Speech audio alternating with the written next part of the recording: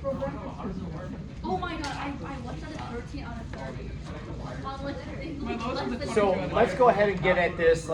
I would like to get through all the galvanic cell information, which is just a couple more slides.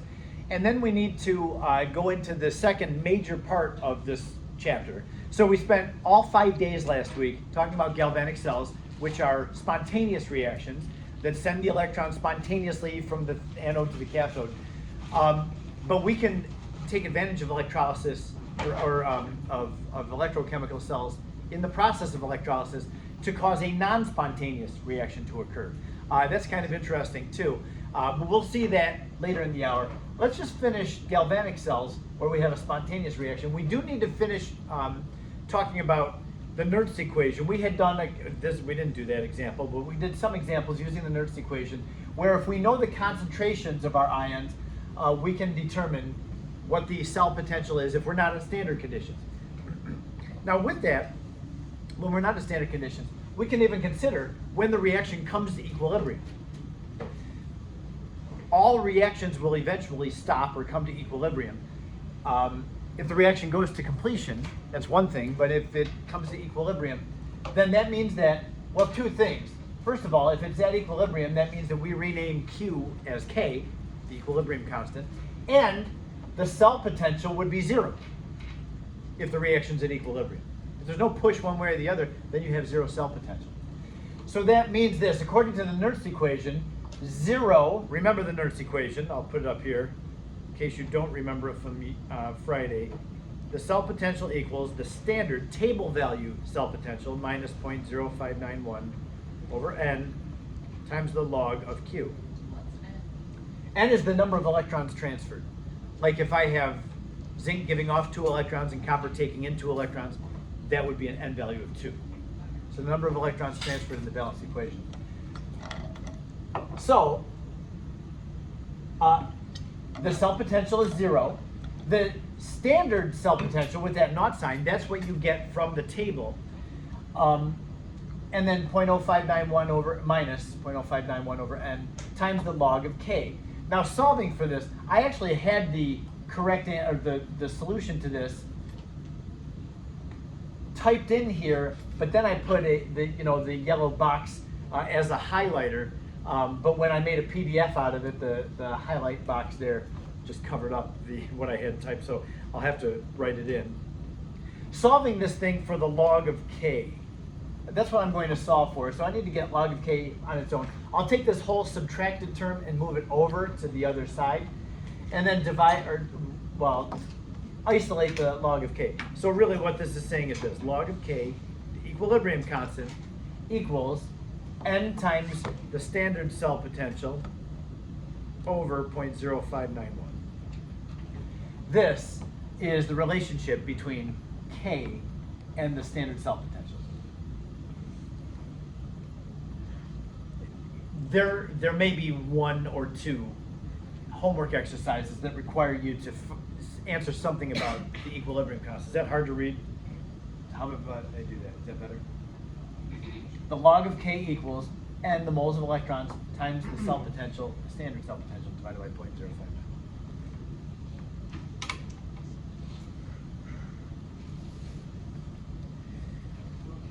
So that's all you're going to need with the equilibrium constant. The last thing before we get to electrolysis is this. We will need to be able to rank reactants by their ability to oxidize or reduce. There are some exercises in the book, and these are hard. If you got to those, you were talking about the homework is not very nice. Yeah, when you get to ranking the strength of things that can oxidize and reduce, that's tough work. You definitely need this table because you need the reduction potentials and the oxidation potentials if you're reducing or oxidizing and ranking. So it asked you to rank them by their decreasing strength at reducing. So we'll take these 5 things, and they might be ions, they might be compounds. This is a complex ion. You'll need to find it in the reduction potential table, like cadmium. Cadmium ion reduces to Cd, and it has a reduction potential of -0.4. We get that from the table. Just looking at the first 2, Iodate, if you don't know anything about iodate, you just take this and with your eyes, you scan down this thing looking for iodate reactions, half reactions. There's only one half reaction that has iodate in the reactants. And since these are all reductions, that's the one that you would use for this. It's down here toward the bottom of the left column. It involves iodate reducing to I2. The next lab we do after the battery lab, we will be using iodate, and we'll be taking advantage of this half reaction. So we actually have sodium iodate in the stock room, and we'll use that for a lab. Well, anyway, the reduction potential of iodate ion is positive 1.2. So between these two, this is good at reducing, this is not good at reducing. So this would be a stronger reducer than this. So we just rank these according to their reduction potentials. Looks like the highest one would be the iodate ion. The second highest would be this gold chlorine complex ion. The gold is positive 3 in this thing, so there's a half reaction there on your table that has that gold chlorine complex ion reducing to AU. That's a reduction, positive 3 down to 0. So that is very, very effective at reducing. Yes? On the table, would there be like multiple of the No, you only find one thing. I'm not going to give you something where you have to choose between two reductions. Yeah, I won't do that. Potassium is really bad at reducing. You can have potassium ion reducing to neutral potassium, but it has a negative 2.92. It's I think the second lowest. Yeah, it's the second lowest. The only one that's worse at reducing than potassium is the lithium ion. So yeah, this would definitely be the weakest reducer, the potassium ion. The strongest one would be the most positive. The weakest one would be the most negative. Okay? What's that? This is not bad. However, in the next slide, we'll be looking at what about how well these 5 things do at oxidizing. Well, remember, for the oxidation potential, you need to take the reduction potential table and turn all the half reactions around. So you're going to look for these 5 things in the products of all these. And remember that compound needs to, or not compound necessarily, but that ion needs to be turned around to become the reactant in an oxidation. Go ahead. Yeah, just unplug my little earbud box. So like if we're talking about copper positive 1, this is an oxidation. We're talking about oxidizing in this one. So it would be Cu positive oxidizing, going up in oxidation number to Cu positive 2. That's where people get turned around. The reduction is not so bad because the whole table is reductions. So you find the thing reducing in that table. But for these, you have to find the copper ion as a product on that table. And your brain is going to get twisted up when you do this exercise. I didn't do you any favors here by putting these numbers in. I should have left these numbers out. Yeah, I wasn't helping you with this. But the F minus ion, we can see that the oxidation potential of fluoride is not good. Fluorine is very stable as the fluoride ion. If you ask the fluoride ion to oxidize from -1 up to 0 and become the neutral fluorine, that is the worst thing for oxidation of all. There's nothing that's more resistant to losing electrons than the fluoride ion. This really wants to hang on to its electrons. It's extra electrons. So that's what you have to do, is you have to find these terms in the products of the reduction potential table, and then turn the half reaction around, change the sign on the reduction potential to get to be an oxidation potential. Now the water is kind of weird because we're talking about the oxidation of water. What is the product of the oxidation of water?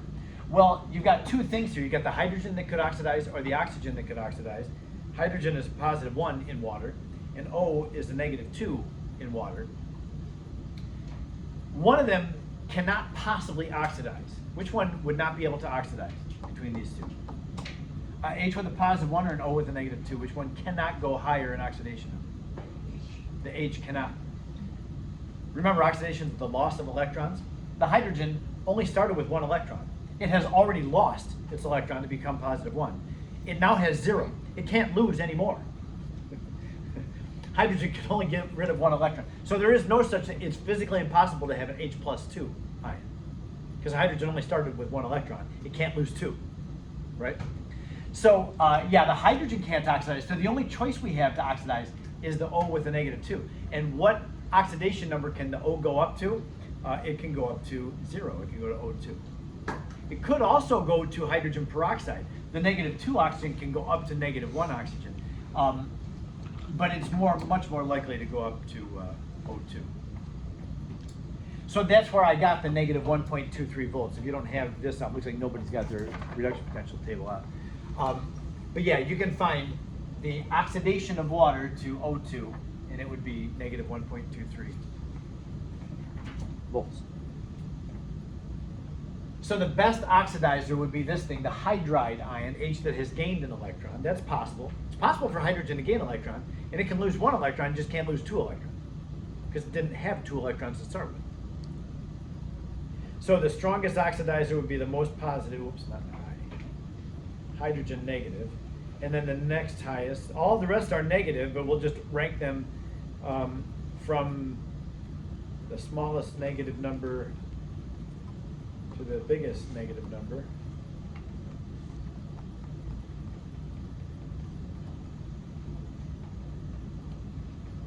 So be able to do that when you're on your own on that. The reduction is not a big deal. The oxidation, that is not, even though you're just turning everything around, your brain won't want to do that.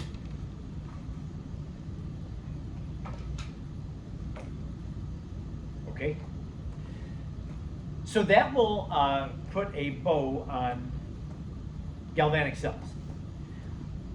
The next thing for us in this electrochemistry chapter, and we're going to spend today, which we have almost an entire class period to talk about electrolysis. We will not have tomorrow because tomorrow's the battery lab, and that's all we're going to be thinking about tomorrow. But then our 2 half days on Wednesday, Thursday, we'll be working on electrolysis. I was telling Zara at the beginning of class, she said, hey, when can we do all of the problems in the book? I think by the end of Wednesday's lesson, you'll be good to go. And then Thursday I'll have maybe another example or 2. But then I'll Thursday talk about the electrolysis lab, which is going to happen on Monday, a week from today. Oh, it says Tuesday? Oh, so I'll have one more electrolysis day. But I still think that we'll be wrapping up. I had forgotten that I said Tuesday on that. By Wednesday this week, I think you'll be in really good shape. We'll talk about that. This is for electrolysis, so I'll demonstrate electrolysis with this. So a quick review of what a galvanic cell is and does. A galvanic cell involves a spontaneous reaction in which the cell potential is positive. There will be an anode that's willing to get rid of electrons and a cathode that's willing to accept electrons, and together. Now, there may be one that's resistant to doing that, but together, added together, they will have a positive cell potential, adding the oxidation and the reduction potentials. Even if one of them is negative, the other one is positive enough so that it will be a spontaneous reaction. So in this case, I've got the zinc-copper reaction, which we've seen a bunch of times. The zinc spontaneously sends electrons over, and the copper spontaneously gains the electron. And that cell potential, if it's standard conditions, is 1.1 volts. We don't have to help the electrons to go from the zinc to the copper. Nature just causes it to happen, because this somehow is increasing the entropy of the universe.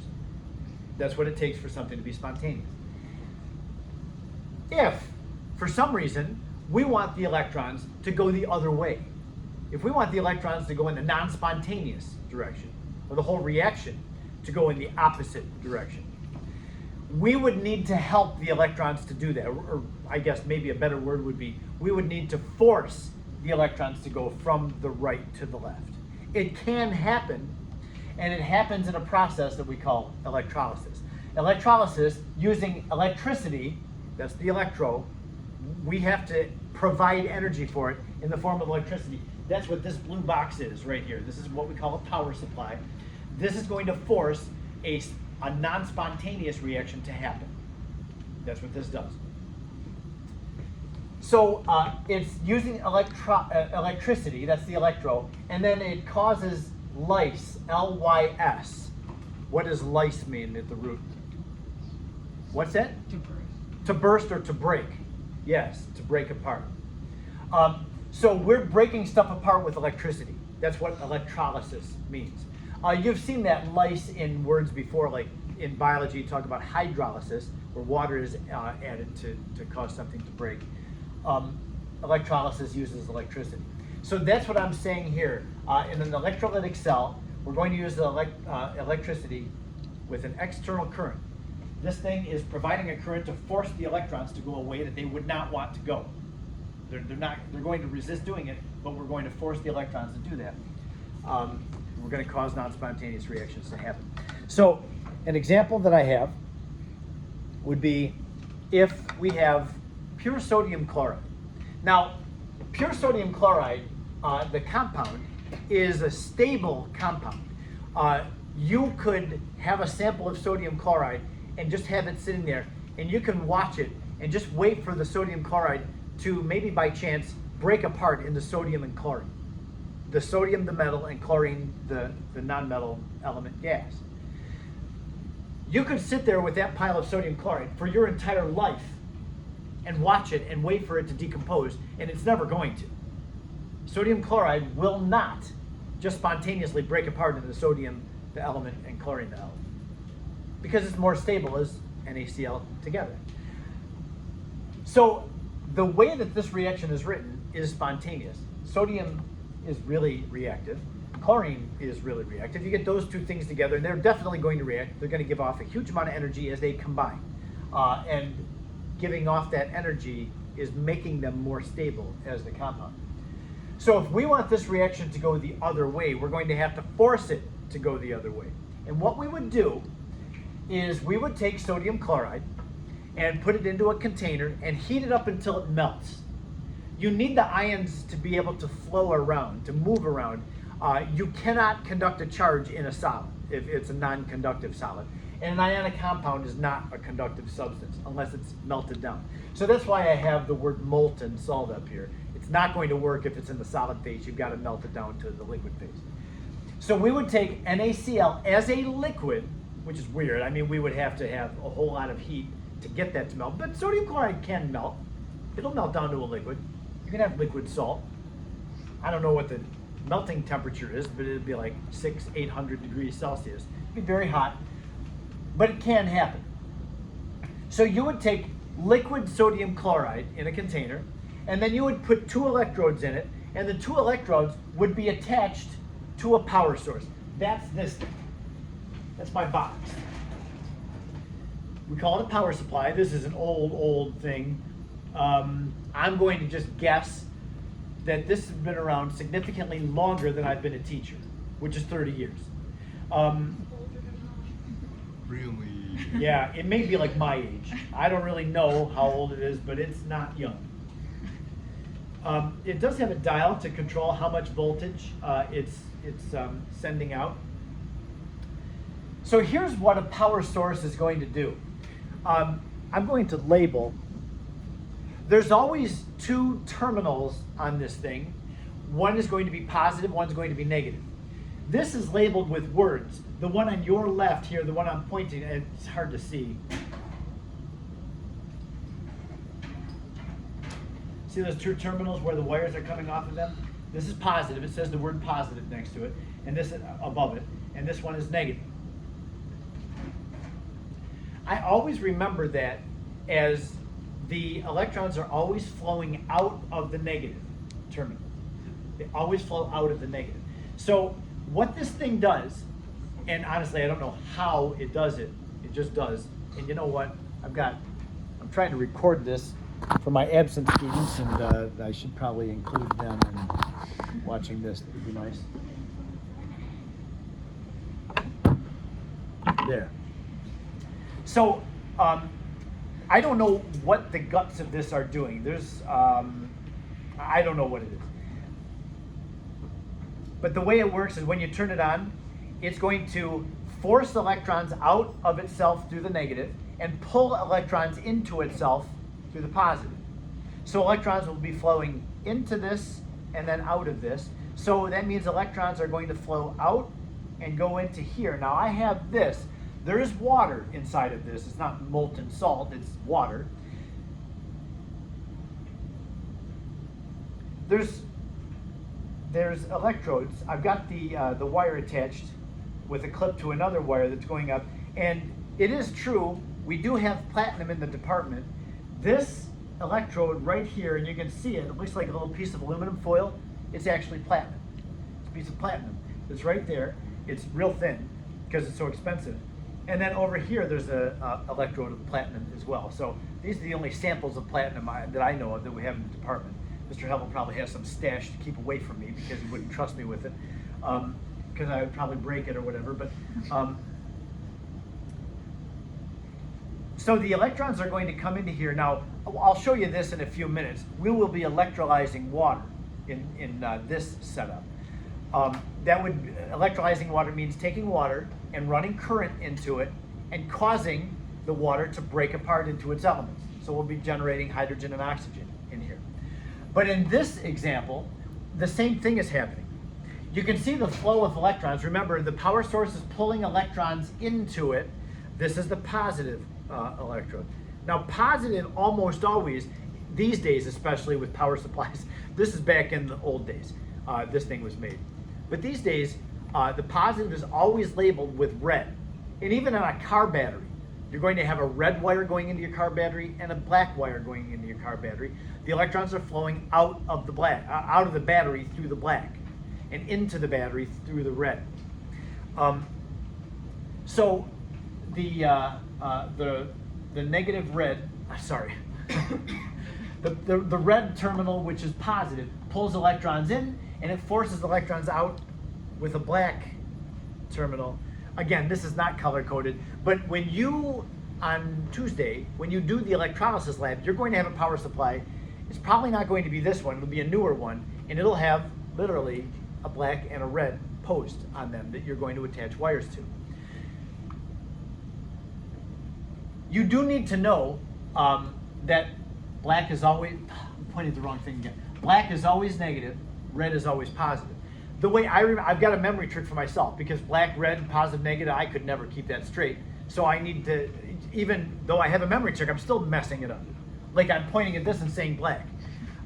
So I'm already turning my brain around. But the way I remember it, and this is something that I can relate to. You may not be able to.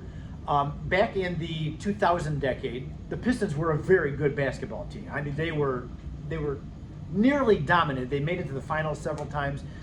They made it well into the playoffs, and they had two fun to watch players on their team.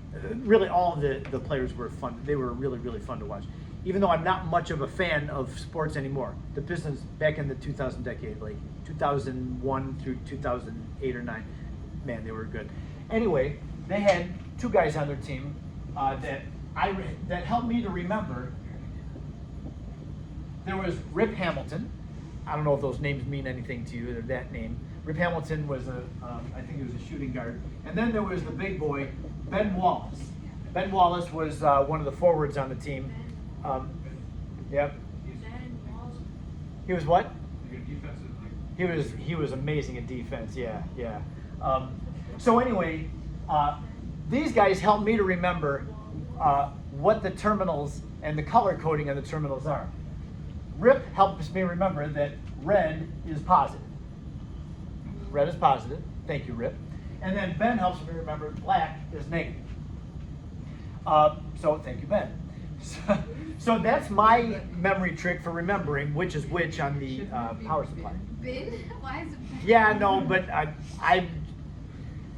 you do your own memory trick. This one is mine. Yes. But I just remember the R and B, red's positive, and B and N, black's negative. So that's my way of remembering which one is which. So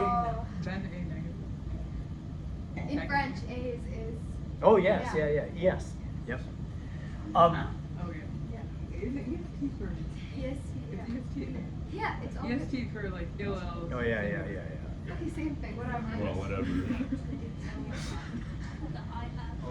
I'm rusty in my French. Okay, so anyway, yeah, I do want you to know this reaction will not split apart the sodium and chloride unless we force it to happen. That power supply is the essential ingredient here. It has to be plugged into the wall. It doesn't just magically you hook it up and it's just gonna break stuff apart. You have to use electricity and plug it in. We'll see this thing on the next slide. But yeah, the next slide is going to have us decomposing water. So what happens here when I click this power supply on when it's in liquid salt?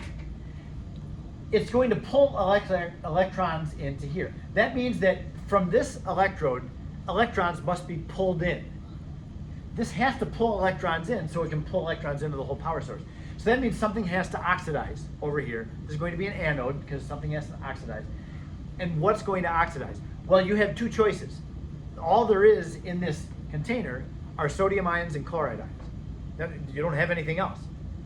Sodium ion is +1. Can it oxidize beyond +1? Can sodium oxidize to an oxidation number higher than +1? Have you ever seen a sodium +2 or +3? No. Sodium loses 1 electron, and that's it. It can't lose anymore. It's already, when it loses 1 electron, it's got a nice noble gas configuration. You're not going to find Na+2. It doesn't make it. So you only have one choice, the chloride ion. Sodium says, hey, sorry chloride, I can't help you there at the anode because I can't oxidize. I'm in my highest oxidation number. I can't go anymore. Chlorine says, well, I guess that leaves me. It's a -1 ion. -1 can oxidize to 0. Now, is chlorine excited about oxidizing to 0? No, but at least it's possible for chlorine. It is not possible for sodium. Again, because we don't have any oxidation number higher than +1 for sodium.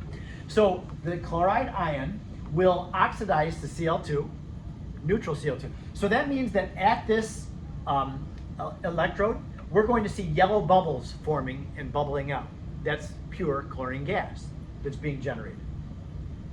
And as the electrons are pulled out, the chlorine is the source of the electrons. They're coming out here. And then the electrons will go through the power source and into this electrode where somebody has to take those electrons. It's forcing somebody to take the electrons. So the chloride says, sodium, I've already got a -1. I can't go any lower. You ever know chlorine to go -2 or -3? Nope. Chlorine goes to -1 and then that's it. So it can't reduce anymore. So the sodium says, you got me now. I have to reduce. The +1 chloride or sodium will gain the electron as it comes in here and reduce to neutral sodium. We do know of neutral sodium. We know it's not a stable thing. We don't ever find sodium in nature because it will react with just about anything. But sodium can exist as a neutral metal if we force it to. And we're forcing it to reduce, the sodium ion to reduce at the cathode. So when you have only one ion that's positive and one ion that's negative, and there's nothing else in the container, then it's very obvious what's going to happen at the anode and what's going to happen at the cathode. Yes? So basically this entire thing is just like separate? Yes, and we use that to decompose or separate the sodium from the chlorine. So from the anode electrode here, we're going to see yellow bubbles of chlorine gas. It's a yellow gas. On the cathode over here, it's going to coat the electrodes with sodium, the metal. Now, if I were doing this to try to sell the sodium, I would have to very carefully scrape the sodium metal off of that electrode and immediately put it into an oil to get it away from the air. Because if sodium is around the air, it will just react with the oxygen in the air. So yeah, that's how, like when in the science department here, we need to order sodium metal, this stuff. We don't just go out and to a store and find sodium metal. You don't just find it with any old store. We have to go to a chemical supplier. That's how they make this stuff, because you don't mine out. If you find sodium in nature, it's going to be in this form, because it's way more stable as a sodium ion than it is sodium metal. So they will electrolyze sodium chloride, and they have to scrape the sodium metal off of the electrode, and it comes to us immersed in oil. And we just throw the oil away at the end. It doesn't. It's pretty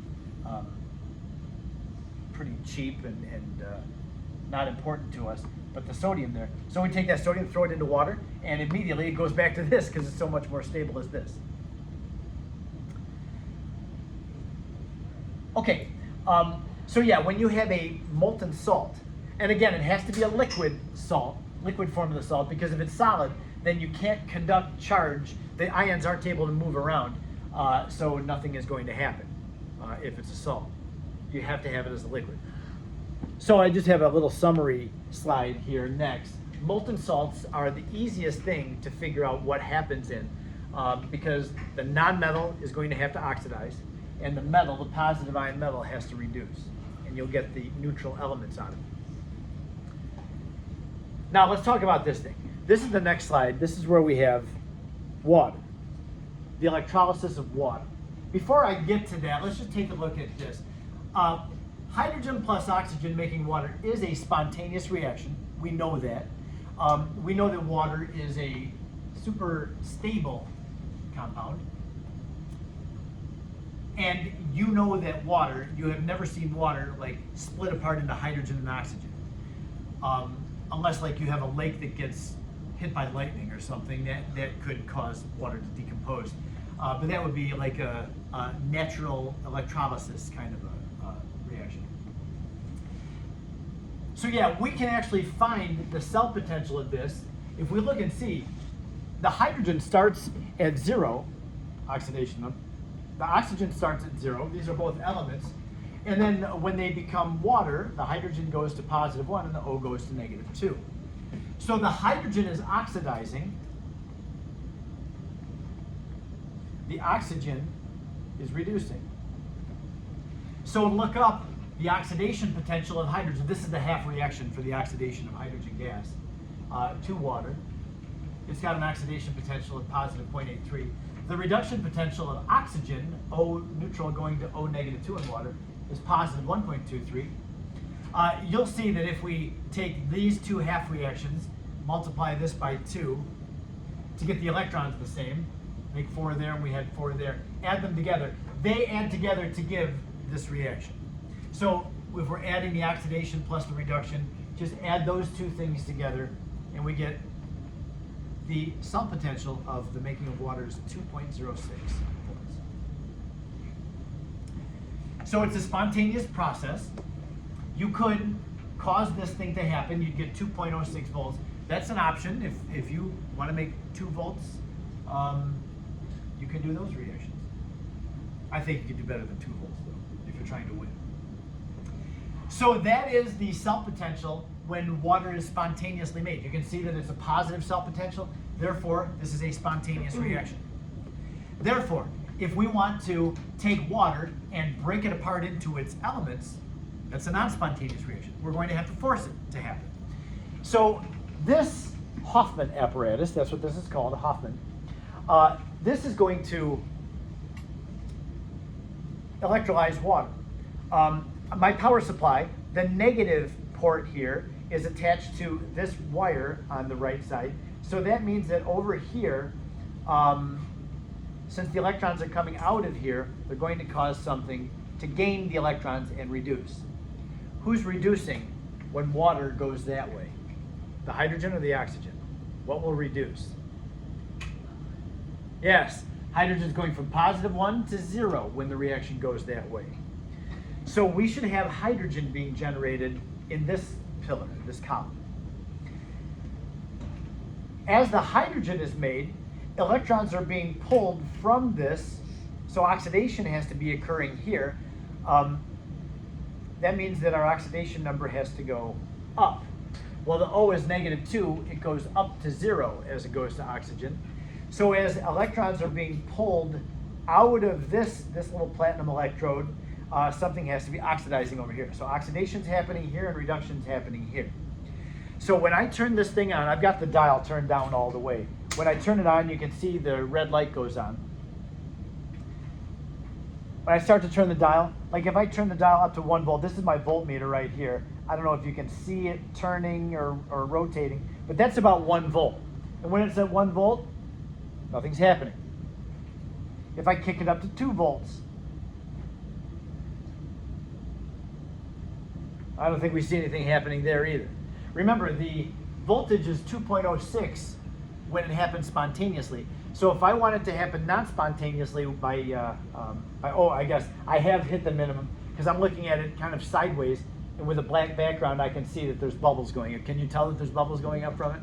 Yeah, if we had a black background, you'd be able to see it. But if I turn it up, the more I turn up the voltage, like this is about 3 volts, the better you can see the bubbles happening, and still you can't see the bubbles happening, I don't think. It's literally right Looking for a black sheet of paper. Anybody have black paper? I don't know if blue paper is going to show this.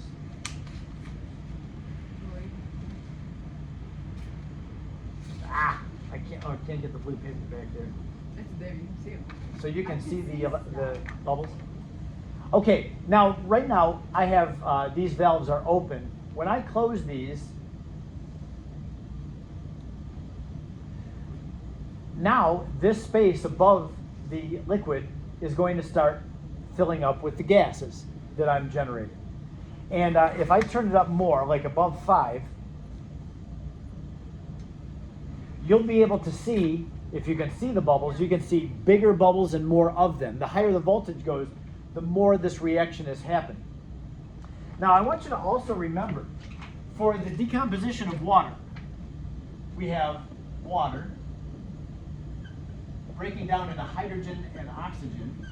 When it's balanced, we need a 2 here and a 2 here. So if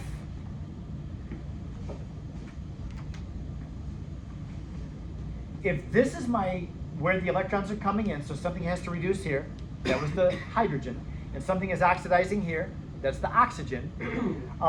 As the hydrogen and oxygen are bubbled up, will they cause the levels to go down at the same rate? No. You're going to get twice as much hydrogen as oxygen. Every time one oxygen is made, 2 hydrogens are made. So this column should be going down twice as fast as this goes down, because hydrogen's generated twice as fast. And can you see it happening? It's very obvious. You can see it happening.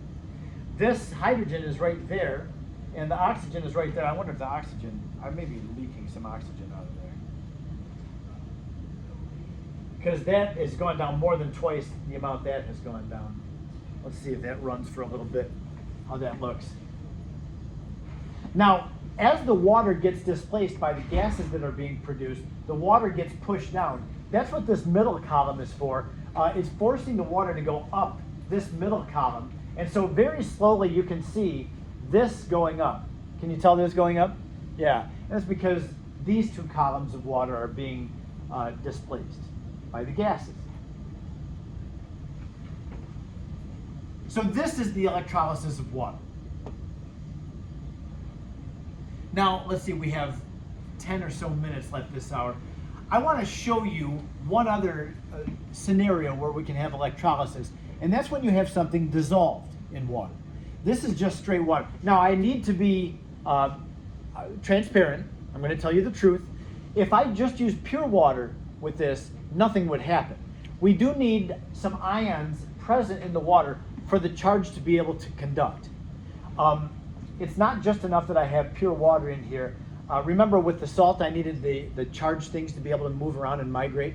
Same thing is true in here. So we have spiked the water. It won't work otherwise. We've spiked it with a little sodium sulfate. Mr. Hevel actually put this together. He either used sodium sulfate or sulfuric acid. So there are some ions in there just to allow the charge to flow through here, but it is the water that's electrolyzing. So, yeah, I think some of my oxygen had leaked out when it was first being made. We have a little bit more than twice the amount of hydrogen as oxygen, and that was because of an experimental mistake. They should be, like, that should be twice as far down as that. I don't think it really is. That's what I'm saying down here with this little asterisk. You can electrolyze water, but you do need to spike it with just a little bit of electrolyte so that the charges can flow. Okay, we'll come back to that in a moment. The last slide that we're going to take on involves another electrolysis, but this time it's not pure sodium chloride that's been melted down. and it's not water that's being electrolyzed. This has a solution of sodium chloride in water. So you have water present in the solution, and you have sodium ions and chloride ions. If we electrolyze this, the question is, what is going to be produced at the anode? Or what's going to be the half reaction to anode? And what will be the half reaction at the cathode? If we're electrolyzing salt water. We electrolyze salt water. That means that we're going to have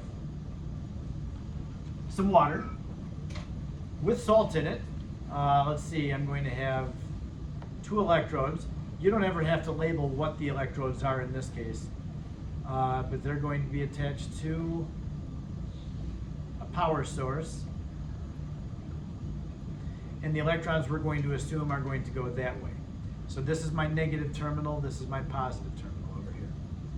The electrons go into the power supply at the positive, they go out of the power supply at the negative.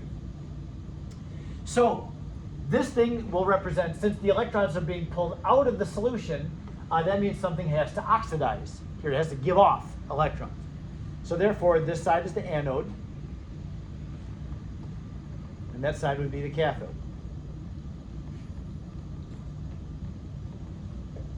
So we need to determine what is happening at the anode. What's happening here is the electrons are moving on. What is oxidizing? And over here, what is reducing at the cathode? And by the way, as I generate that hydrogen, at the end of the hour, I'm going to have to collect that hydrogen. It would be a real shame and a waste to generate all that hydrogen and not burn it. So we'll do that at the end too. So we now that there's what present in this solution, we have sodium ions, chloride ions, and water molecules, and nothing else. There's sodium ions, chloride ions, and water molecules. There's a minuscule amount of hydrogen ion and hydroxide ion because of this dissociation of water, but they're too small an amount to play any role in this. So yeah, you've got sodium ions, chloride ions, and water. Now, what can possibly oxidize at the anode? Can sodium oxidize from a positive 1 up higher? Nope. When I say higher, it's oxidation. Cannot go higher. The chloride ion can oxidize to neutral chlorine. And in the water, the oxygen can oxidize to O2. O is -2 in water. It can oxidize to 0. So since there's 2 things at the anode that can oxidize, we have to look at what both of their oxidation potentials are. So the chloride ion can oxidize to Cl2, and there's its oxidation potential. It's very resistant to oxidizing. Water, the oxygen in water, can go from -2 up to 0. It doesn't have a favorable oxidation potential either. But those are the only 2 things that can oxidize in the solution. There's nothing else in the solution that can oxidize. So something has to oxidize. What's it going to be? You're comparing something that really doesn't want to oxidize to something that just kind of doesn't want to oxidize. Make your choice. You're going to have to choose the more positive one. The more positive change or oxidation potential is what's going to oxidize. So even though both of these are grumpy about oxidizing, we're going to have to choose the more positive one, which is this. So that means that at this electrode, we're going to see oxygen gas bubbling up. So it's this half reaction that's going to happen at the anode. And that's what I'm saying down here. Water will tend to oxidize before the chloride ion because it has a more positive oxidation potential. Yes, they're both negative, but this is more positive than that. Okay? That's why electrolysis is forcing the electrons to do that, because you can see that they're not excited about making any oxidation happen. Same thing is what you have to consider at the cathode. At the cathode, something has to reduce. I'm going to do it for time. Almost there. Sodium ion can reduce to neutral sodium. Chloride ion cannot. And water can reduce. The hydrogen's +1 in water. It can reduce to hydrogen gas. So you look at the reduction potentials of the 2 things. At the cathode, there's 2 things that can reduce. The sodium ion and the hydrogen in water. The reduction potential of sodium is -2.71. Good luck trying to get sodium to reduce. The water is also grumpy about it, but is not as bad, -0.83. So once again, The cathode, in this case, is going to be the water reducing. So we will see oxygen gas bubbling out from the anode, and then hydrogen gas bubbling out from the cathode. So even though there was sodium ions and chloride ions in there, they didn't do anything in this electrolysis. This is the kind of thing that you'll have to do for electrolysis questions is you'll be given something in water and you'll have to determine what oxidizes and what reduces. And you'll have a choice of things to choose from. You have to go with the most positive thing that oxidizes and the most positive thing that reduces. We will do more examples of this. I don't expect you to have this and be ready to do problems on your own, just with one example. Oh, here they are. I was gonna say, where's my test tube? That one is a little bit too big. So let's just finish our job here and do the appropriate thing, and that's to burn the hydrogen that we got produced. Hydrogen, if you maybe don't know, but you should know, hydrogen is very reactive. It's flammable / explosive. Hydrogen is a super light gas. So I went ahead and turned it off, stopped the flow of electrons in here, which causes the bubbles to cease immediately. Should be no more bubbles being generated at either one. So I'm just going to collect the hydrogen gas in here as I open up this valve. You can see the water is coming back up, and this thing should be filled with hydrogen now. Hydrogen is like helium, it's real low density, so it'll stay up here. It tends to rise up. Oh, Sophie, you're right there. Watch out. Ah, that was boring.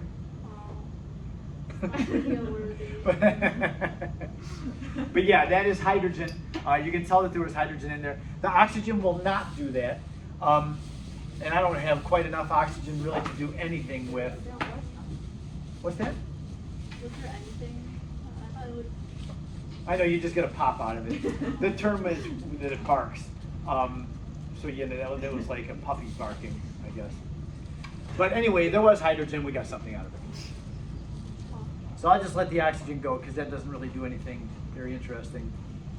Let those two get back to the same height and be ready for next hour. Yes, keep it here if you want to. Maybe the back corner of the fume hood back there. Do you have like